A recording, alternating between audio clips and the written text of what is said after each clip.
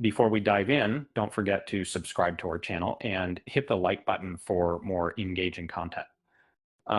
What if your favorite TV show had a chance to rectify its past mistakes and give its beloved characters the perfect ending? For fans of, the hit series Scrubs, that chance might be just around the corner with the upcoming revival.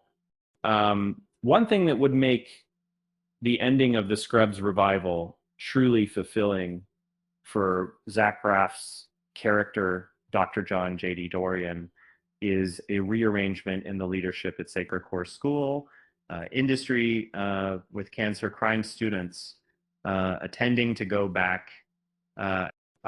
If JD had remained as Dr. Cox's second in command, it would have made for a perfect ending. Interestingly, JD also took on a few other mentees, but most of them didn't, last very long. However, by season 8, Scrubs introduced a character who turned out to be the perfect understudy for JD Eliza Coop's Denise Mahoney. Denise was JD's only real protege, and she turned out to be the perfect understudy for him. Denise would be the perfect number 2 for JD when he inevitably becomes chief of medicine. In fact, if Scrubs season 9 had used Denise's inner monologue instead of Lucy's, it would have been a more interesting and organic choice. Denise's sharp, sometimes dark inner dialogue would have been a great addition to the show.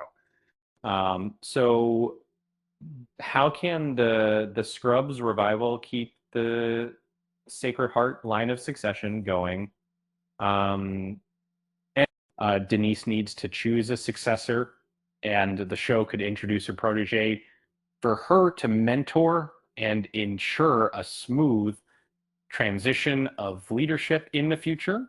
On a lighter note, it seems that Scrubs is all about passing the baton to the next generation, kind of like a game of hospital musical chairs.